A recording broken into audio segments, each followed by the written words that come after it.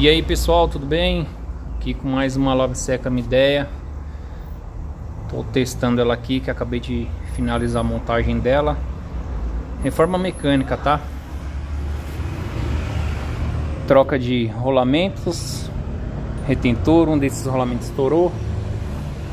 Teve desgaste aqui no alojamento do retentor, começou a infiltrar água. E aonde começou a cair água para os rolamentos aqui, chegando até estourar um.